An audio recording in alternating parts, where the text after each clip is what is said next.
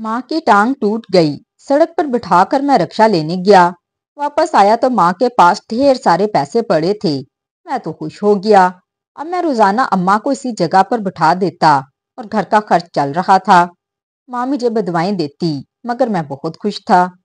एक दिन अचानक मेरे बेटे के स्कूल से फोन आया। मेरे पैरों तले से जमीन निकल गई, क्योंकि मेरा नाम अनवर है। मेरी जिंदगी मसले मसाइल से भरी हुई थी। सबसे पहली बात तो ये कि मैंने अपने बेटे को स्कूल में दाखिल करवाने में बहुत देर कर दी। जब दूसरे बच्चों के पास स्कूल बैग और यूनिफॉर्म थी, तब मेरा बेटा अब भी घर में बैठा रहता, क्योंकि पैसों का मसला था। बड़ी मुश्किलों के बाद मैंने किसी जान पहचान वाले की मदद से इसका दाखिला करवाया था। वो दिन मेरे लिए जैसे किसी कामयाबी से कम नहीं था, मगर दिल के अंदर यह एहसास हमेशा रहा कि मैं बहुत कुछ वक्त पर नहीं कर सका। दूसरी बात ये थी कि मैं अकेला कमाने वाला था। बाबा दुनिया में नहीं थे और माँ हमेशा बीमार रहती। माँ को हर दूसरे तीसरे दिन कोई ना कोई तकलीफ जरूर होती। कभी बुखार, कभी जोड़ों का दर्द, कभी सीने में जलन, कभी सर में चक्कर। मैं दिन रात मेहनत करके थक जाता और जब घर आता तो माँ के चेहरे पर तकलीफ देखकर दिल बैठ जाता। तीसरी बात मेरी बीवी की थी, जो बहुत ज्यादा खूबसूरत थी, जवान थी। इसकी आंखों में चमक थी, बातों में नखरा था। मैं इससे बहुत मोहब्बत करता था, लेकिन वो मुझसे हर वक्त नाराज रहती। सुबह उठते ही कोई ना कोई बात पर झगड़ा हो जाता और मौजू हमेशा माँ होती। वो कहती थी कि तुम्हारी माँ की वजह से घर में सुकून नहीं, मेरी तबीयत खराब रहती है। मैं घर के सारे काम करती हूँ, बच्चों को भी संभालती हूँ, और ऊपर से तुम्हारी माँ के तेवर बर्दाश्त करती हूँ। कभी कभी इसके अल्फाज मेरे दिल पर तीर की तरह लगते थे, मगर मैं खामोश रहता, क्योंकि मेरे पास कोई और रास्ता नहीं था। मुझे लगता था कि वो ठीक कहती है, क्योंकि माँ जब से बीमार रहने लगी थी तब से बहुत चिड़चिड़ी हो गई थी। अगर पानी देने में भी थोड़ी सी देर हो जाती तो बदवा देना शुरू कर देती। कहने लगती थी कि किसी को माँ की कदर नहीं, तुम लोग तो चाहते हो कि मैं मर जाऊं ताकि तुम्हें सुकून मिले। ये सुनकर मैं अंदर से टूट जाता। घर का माहौल दिन ब दिन खराब होता जा रहा था। मेरी बीवी खूबसूरत थी। मैं चाहता था कि इसके साथ जिंदगी के कुछ खुशगवार लम्हे गुजारूं, इसकी मुस्कुराहट देखूं, इसके साथ बैठकर थोड़ी सा वक्त गुजारूं। मगर हर बार कोई ना कोई लड़ाई सब कुछ बर्बाद कर देती। जब झगड़ा होता तो वो खामोश हो जाती, चेहरा मोड़ लेती, और मैं अपनी मोहब्बत की वजह से हमेशा पहल करके इसे मना लेता। 2-3 दिन सुकून से गुजरते, मगर फिर किसी न किसी बात पर आग भड़क उठती। काम भी अच्छा नहीं चल रहा था। दिन भर धूप में काम करता, मगर जेब में पैसे ना होने के बराबर थे। लगता था जैसे सारी मुसीबतों ने मेरा ही दरवाजा देख लिया है। ईद भी करीब थी और दिल चाहता था कि कहीं भाग जाऊं, मगर भागने की जगह नहीं थी। फिर एक दिन ऐसा हुआ जिसने सब कुछ बदल दिया।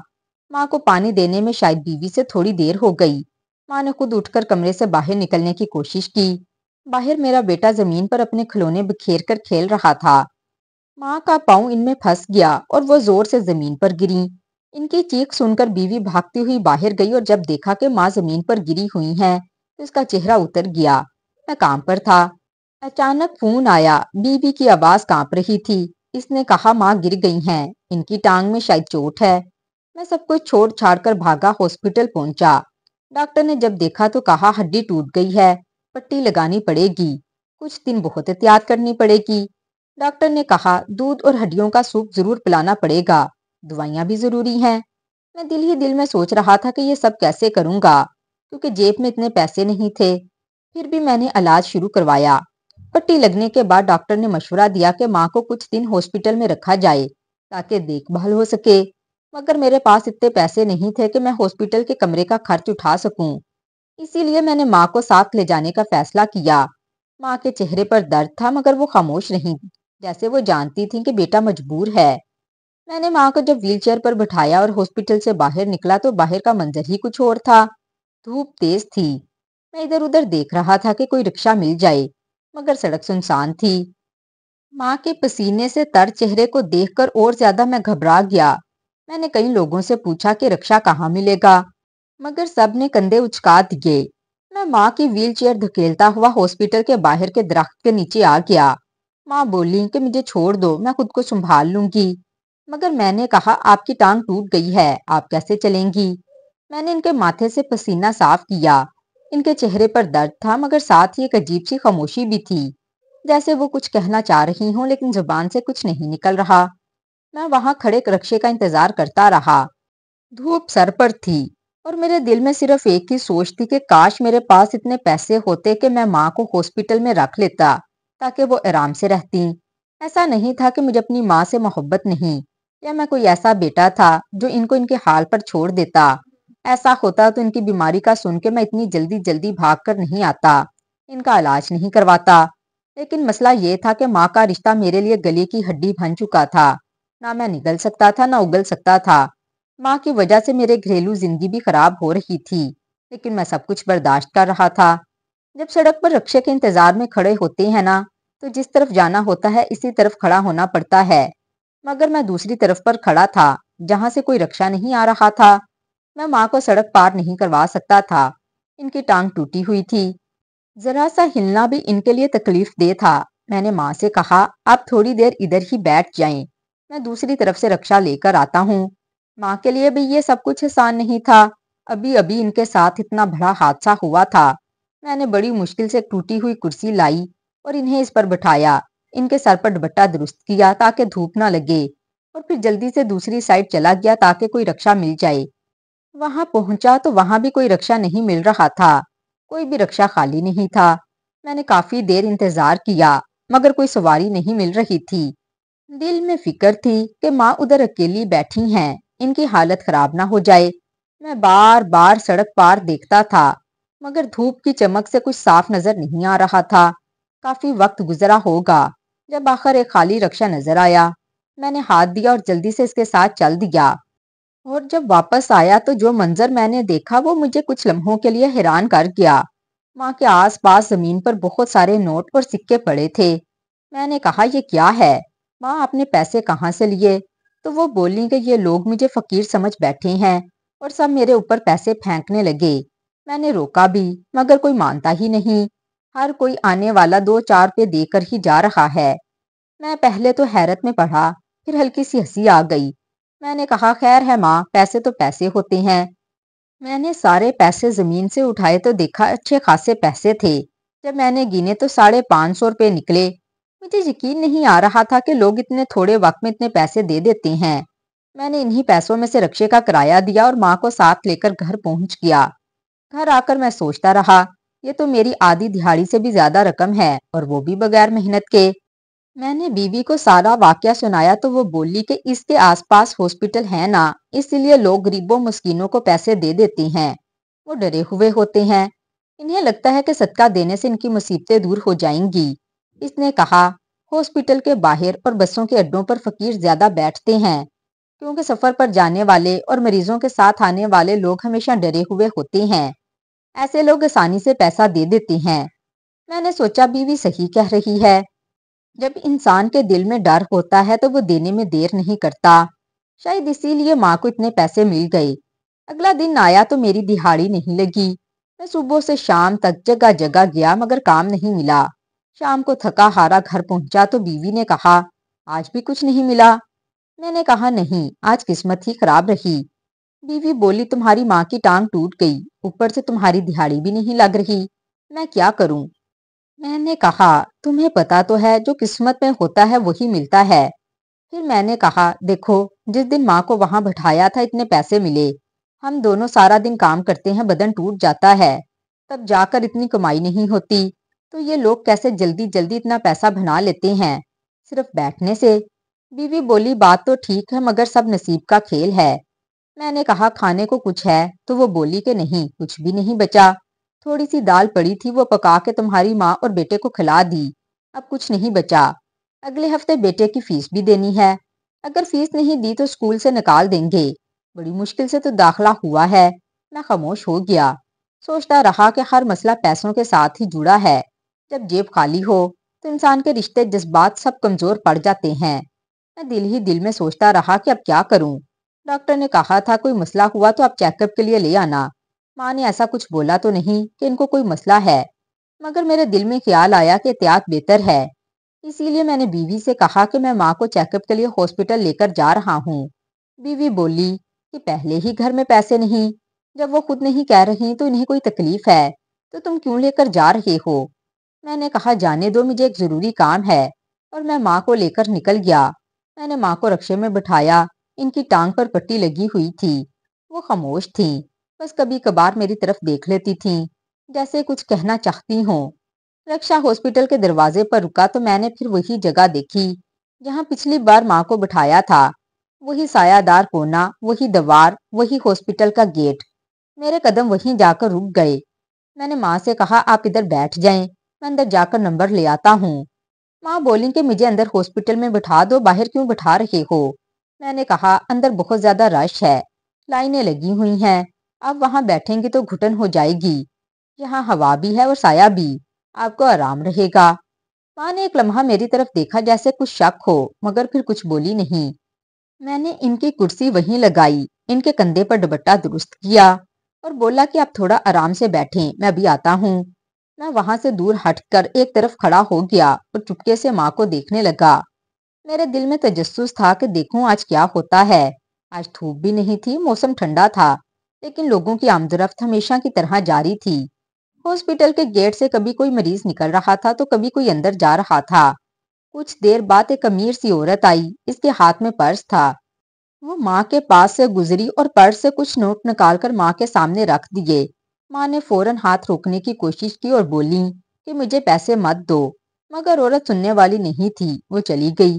تھوڑی دیر بعد ایک اور شخص آیا، اس نے بھی جیب سے 2 نوٹ نکال کر ماں کے قدموں کے پاس رکھ دیے۔ ماں کے چہرے پر شرمندگی تھی، وہ بولتی جاتی تھی کہ میں مانگنے نہیں بیٹھی، مگر کوئی سنتا ہی نہیں تھا۔ میں ایک طرف کھڑا سب کچھ دیکھ رہا تھا۔ میرے دل میں طرح طرح کے خیالات آ رہے تھے کہ لوگ کتنی جلدی کسی کو فقیر سمجھ لیتے ہیں، کوئی ان کی حالت نہیں دیکھتا، بس پیسے ڈال کر گزر جاتے ہیں۔ 1 ڈیڑھ گھنٹہ اسی طرح گزر گیا، میں مسلسل ماں کو دیکھتا رہا۔ میرے پرانے کزن کی کال آ گئی، وہ میرے بچپن کا دوست بھی تھا، اس کا نمبر میرے پاس تھا، 2 سالوں بعد کال کر رہا تھا۔ میرا فون عام سا بٹن والا تھا، میں نے کال اٹھائی تو وہ خوشی سے چلا اٹھا، انور بھائی کتنے دنوں بعد بات ہو رہی ہے۔ ہم دونوں باتوں میں لگ گئے، اس نے اپنے گاؤں کی خبریں سنائی، اپنے بچوں کے بارے میں بتایا، میں نے بھی اس سے پرانی یادیں تازہ کرنے لگا۔ مجھے اچھا لگ رہا تھا۔ میں نے سڑک کی طرف پیٹ کر لی اور باتوں میں کھو گیا، وقت کا اندازہ ہی نہیں ہوا۔ جب میں نے فون بند کیا تو شاید 1 گھنٹہ گزر چکا تھا۔ میں نے پلٹ کر دیکھا تو دور سے ہی ماں کے پاس زمین پر بہت سارے نوٹ بکھرے ہوئے نظر آئے۔ مجھے لگا شاید میری آنکھیں دھوکہ دے رہی ہیں، مگر جب میں قریب گیا تو بہت سارے نوٹ پڑے ہوئے تھے۔ ماں تھکی ہوئی لگ رہی تھی، چہرے پر شرمندگی بھی تھی اور غصہ بھی۔ میں نے جلدی سے جا کر سارے پیسے سمیٹے۔ جب میں نے گنے تو وہ 1500 روپے نکلے۔ یہ رقم میری پوری دہاڑی سے بھی زیادہ تھی۔ میں خوش ہو گیا، دل میں آیا کہ اتنے پیسے بغیر محنت کے مل رہے ہیں تو کیا برا ہے۔ میں نے ماں سے کہا چلیں، ڈاکٹر کا نمبر نہیں ملا، آج بہت رش تھا۔ ماں بولی اتنی دیر سے میں یہاں بیٹھی ہوں، لوگ مجھے بار بار پیسے دیتے جا رہے ہیں، میں انہیں روکتی ہوں مگر کوئی سنتا نہیں، اور تو اب کہہ رہا ہے کہ ڈاکٹر نہیں ملا۔ میں نے کہا ماں سرکاری ہاسپٹل ہے، ایسا ہی ہوتا ہے، آپ پریشان نہ ہوں۔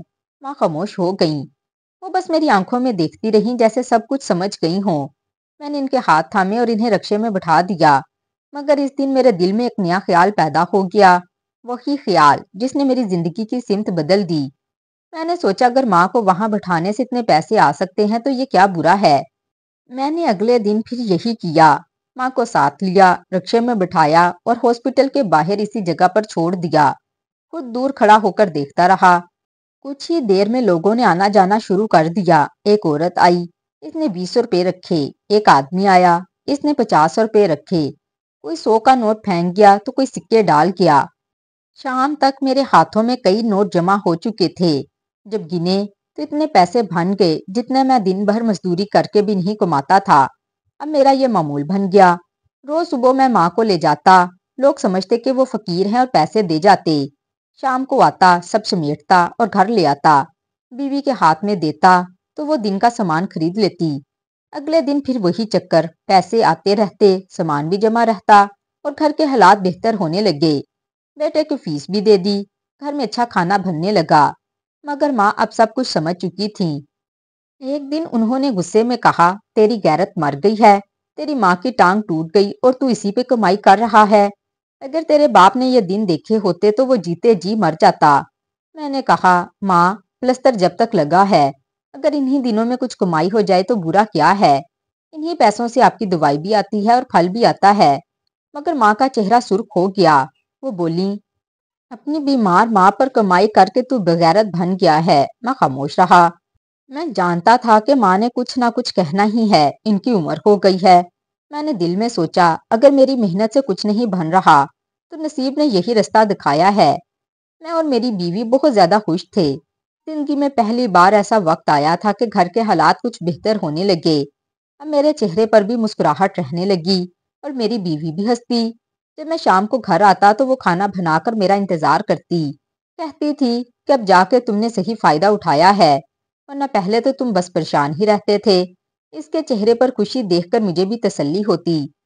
میں سوچتا تھا کہ آخرکار زندگی نے ہم پر بھی کچھ مہربانی کی۔ بابا تو کب کے اس دنیا سے جا چکے تھے، اب ماں تھی جو بیمار تھیں، مگر اب تو میں نے ان کے سہارے ہی یہ کام شروع کیا۔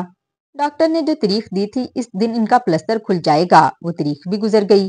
میں جانتا تھا کہ اگر پلستر کھل گیا تو سارا سلسلہ ختم ہو جائے گا اور دوبارہ وہ حالت نہیں رہے گی جس سے ہم کمائی کر رہے تھے، مگر میں نے جان بوجھ کر وہ دن گزار دیا۔ مجھے علم تھا کہ اس سے نقصان بھی ہو سکتا ہے، مگر اب جو پیسے آنے لگے تھے وہ میرے لیے سب کچھ بدلنے کے برابر تھا۔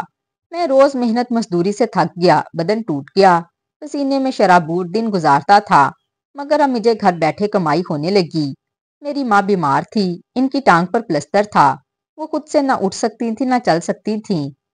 میں انہیں گھر کے صحن میں اس مخصوص جگہ پر بٹھا دیتا جہاں سورج کی ہلکی دھوپ پڑتی، وہ وہیں رہتی، اور میں کبھی کبھی گھر سے غائب ہو جاتا، کبھی 2 گھنٹے کبھی آدھا دن گزر جاتا، وہ وہیں پڑی رہتی اور واپس اندر بھی نہیں جا سکتی تھی۔ جب میں واپس آتا تو وہ خاموش بیٹھی ہوتی اور آنسو بہاتی ہوتی۔ میں ان کی باتوں پر دھیان نہ دیتا، کیونکہ جتنی دیر وہ وہاں بیٹھتی اتنے ہی لوگ زیادہ ان کے پاس سے گزرتے اور اتنے ہی زیادہ نوٹ میرے ہاتھ لگتے۔ ایسا لگتا تھا جیسے قسمت نے دیر سے ہی صحیح مگر دروازہ کھول دیا ہو۔ ایک دن ایسا ہوا میں گھر کے اندر تھا اور باہر شور سنائی دیا۔ میں بھاگ کے صحن میں گیا تو دیکھا ایک بڑی سی گاڑی آ کر رکی ہے۔ اس میں سے ایک آدمی اترا جو کسی بڑے گھرانے کا معلوم ہوتا تھا۔ اس کے ہاتھ میں کاغذ تھا۔ اس نے میری ماں سے کچھ باتیں کی۔ میری ماں کچھ بول نہیں پا رہی تھی، وہ بس سر ہلا رہی تھی۔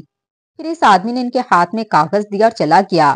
میں بھاگ کے باہر آیا تو دیکھا وہ گاڑی دور جا چکی تھی۔ میں نے کاغذ دیکھا تو حیران رہ گیا۔ وہ 25,000 کا چیک تھا اور اس پر صاف لکھا تھا آپ اپنا علاج کروا لیں۔ میرے دل میں خوشی کی ایک لہر دوڑ گئی۔ میں نے ماں سے کہا دیکھو تمہارے نصیب جاگ اٹھے ہیں، اب تم آرام سے علاج کروا سکو گی۔ مگر سچ تو یہ تھا کہ میرے دماغ میں کچھ اور ہی چل رہا تھا۔ میں سوچ رہا تھا یہ کام تو دن بدن اچھا ہوتا جا رہا ہے، اگر ایک بندے نے اتنا دیا ہے تو کل کوئی دوسرا اس سے بھی زیادہ دے سکتا ہے۔ میں دن رات یہی سوچنے لگا کہ ماں کو زیادہ دیر باہر بٹھاؤں تاکہ زیادہ لوگ دیکھیں، زیادہ ہمدردی ہو۔ میرا دل سخت ہوتا جا رہا تھا، میں یہ بات محسوس بھی کر رہا تھا۔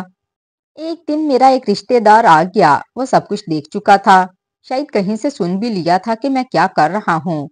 اس نے آتے ہی مجھ سے کہا انور تجھے پتا ہے تیری ماں نے تجھے کتنی مشکلوں سے پالا ہے، تیرا باپ تو جلدی سے اس دنیا سے چلا گیا، مگر تیری ماں نے دن رات محنت کر کے تجھے بڑا کیا، لوگوں کے گھروں میں برتن دھوئے، جھاڑو لگایا، اور آج تو اپنی ماں کی بیماری پر کمائی کر رہا ہے۔ میں نے چپ رہنے کی بجائے جواب دیا میں جو بھی کر رہا ہوں اپنی ماں کے ساتھ کر رہا ہوں، کسی اور کی ماں کے ساتھ نہیں۔ لوگ تو بوڑھے ماں باپ کو گھر سے نکال دیتے ہیں، میں نے تو ایسا نہیں کیا، میں ان کا خیال رکھ رہا ہوں۔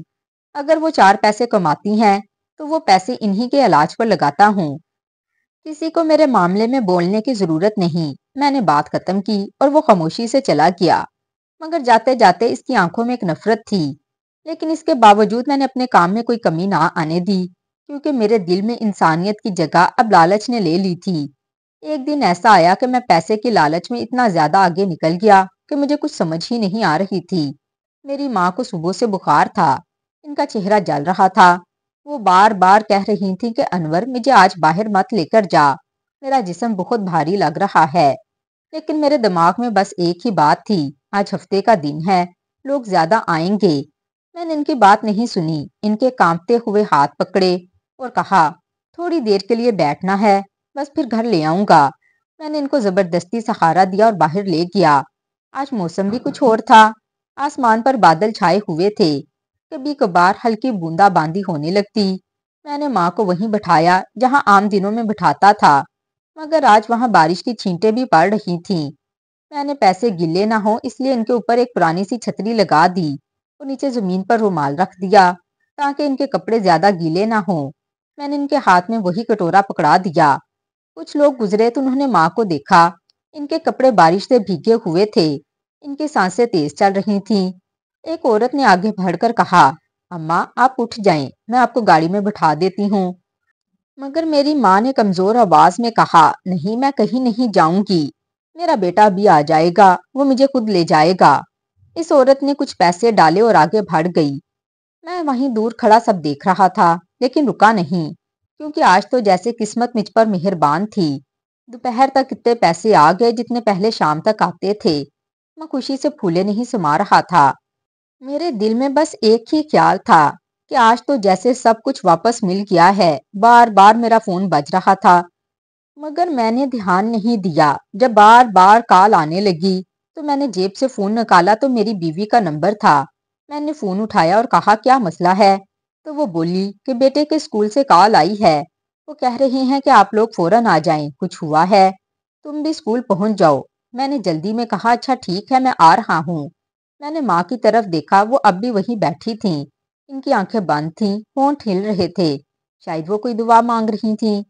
میں نے دل ہی دل میں سوچا کہ تھوڑی دیر کی بات ہے، واپس آ کر لے جاؤں گا۔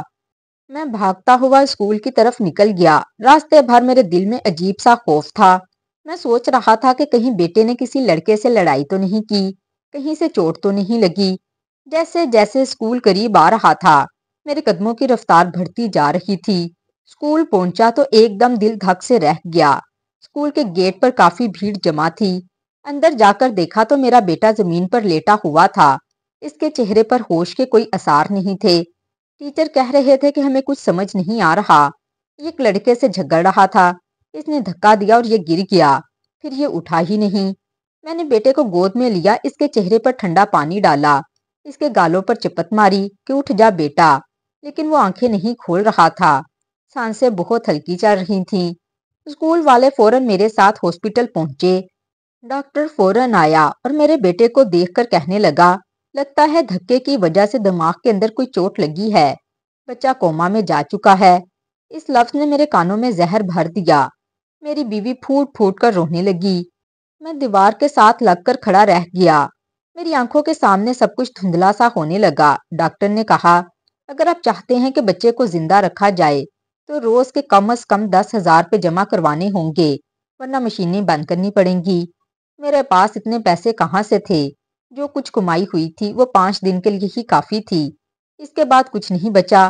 اور میری بیوی ہاسپٹل کے فرش پر بیٹھے سوچ رہے تھے کہ کہاں جائیں۔ میری بیوی کہنے لگی، کچھ کرو انور۔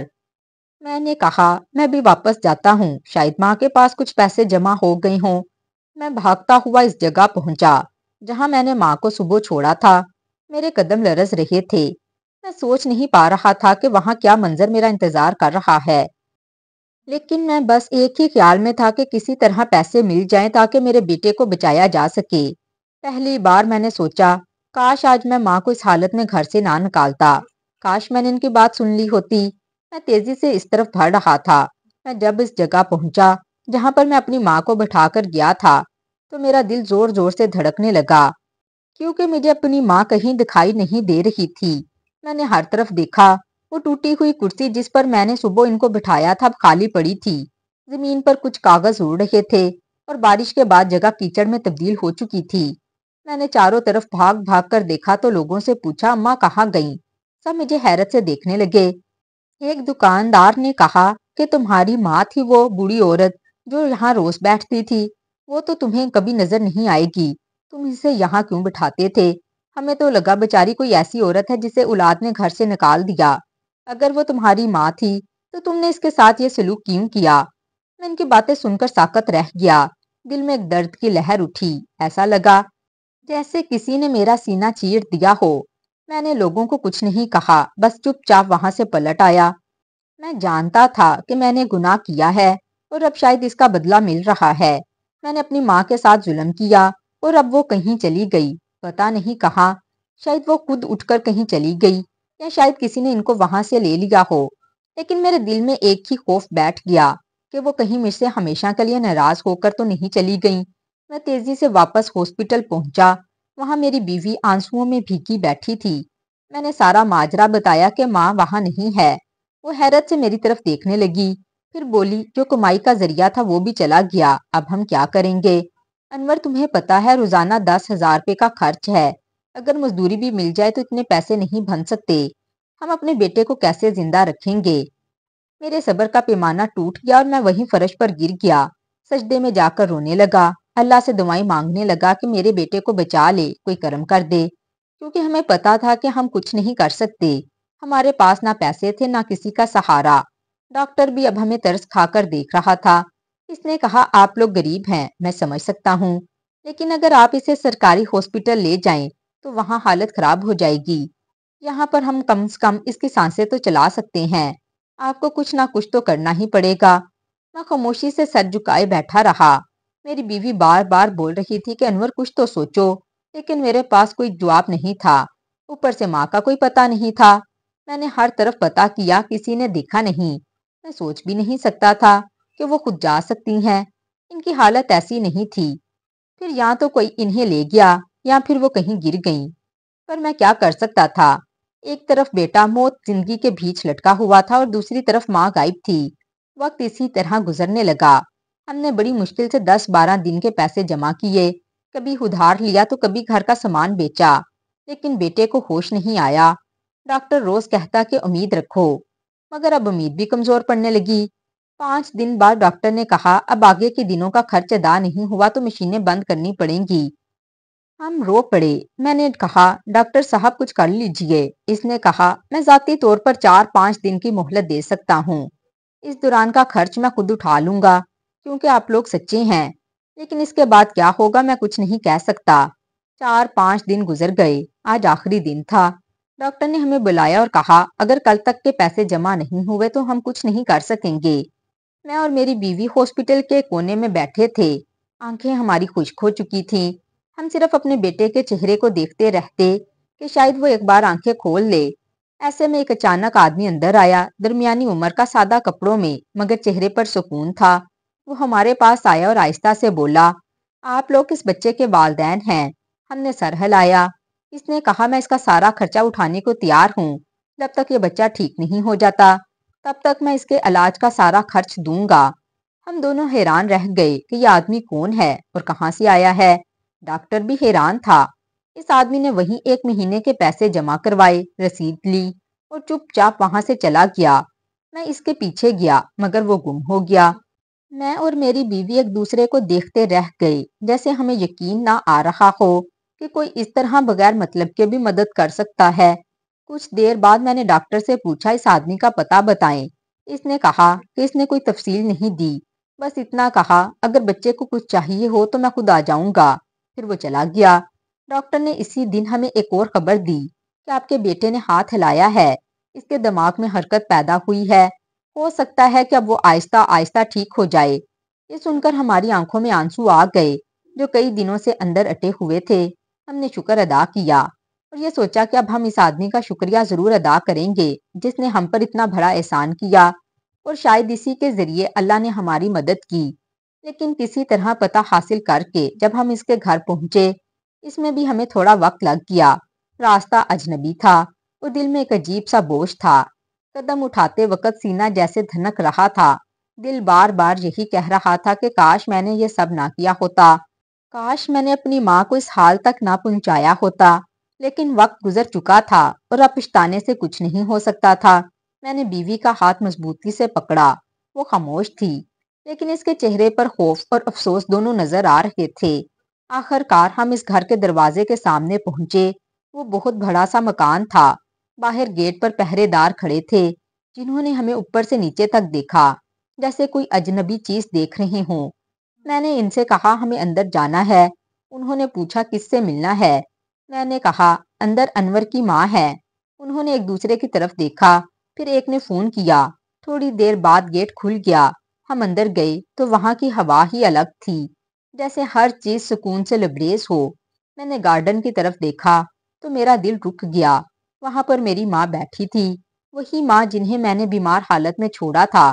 اب وہ صاف ستھری لباس میں تھیں، ان کے بالوں میں تیل لگا ہوا تھا اور چہرے پر عجیب سی روشنی تھی۔ ان کے پاس ایک نوکرانی بیٹھی تھی اور ان کے پاؤں دبا رہی تھی، اور سامنے ایک آدمی بیٹھا تھا جو نہایت سکون سے ان سے بات کر رہا تھا۔ جب میری نظر اس پر پڑی تو میں پہچان گیا کہ یہ وہی آدمی تھا جس نے میری ماں کو 25,000 کا چیک دیا تھا۔ میں اور میری بیوی ایک دوسرے کو دیکھنے لگے، ہمیں سمجھ نہیں آ رہا تھا کہ اب کیا ہو رہا ہے۔ میں آگے بڑھا تو ماں نے ایک لمحے کے لیے میری طرف دیکھا، لیکن فوراً منہ پھیر لیا اور نوکرانی سے کہا کہ اسے اندر لے جاؤ۔ وہ ویل چیئر پر بیٹھی تھی اور آواز میں عجیب سا سکون تھا، جیسے کوئی دکھ اب باقی نہ رہا ہو۔ میں ان کے قریب جانا چاہتا تھا مگر وہ جیسے دیوار بن گئیں۔ میں نے اس آدمی سے کہا، یہ سب کیا ہے؟ کیوں میری ماں یہاں ہے؟ اس نے مسکرا کر کہا، تمہیں یاد ہوگا میں وہی آدمی ہوں جس نے تمہاری ماں کو 25,000 کا چیک دیا تھا۔ اس دن جب تم نے ان کو سڑک کنارے بٹھا کر رکھا تھا، میں نے یہ سوچ کر وہ چیک دیا کہ شاید تم لوگ ان کا علاج کروا لو، لیکن جب مجھے پتا چلا کہ تم اپنی ماں کی بیماری پر کمائی کر رہے ہو تو مجھے بہت دکھ ہوا۔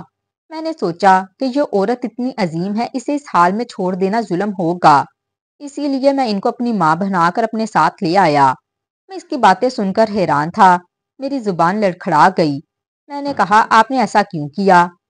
اس نے کہا، کیونکہ کبھی میری بھی ماں تھی، وہ میرے لیے دعائیں کرتی تھی، اور جب تک وہ زندہ تھی میری زندگی میں سب کچھ ٹھیک چلتا رہا، میرا کاروبار ترقی کر رہا تھا، لیکن جب وہ دنیا سے گئیں سب کچھ بکھر گیا، جیسے ان کے جانے کے ساتھ ہی رحمت بھی چلی گئی۔ تب مجھے احساس ہوا کہ ماں کیا ہوتی ہے، اور میں جانتا ہوں کہ ماں چاہے اپنی ہو یا کسی کی بھی، ماں تو ماں ہی ہوتی ہے۔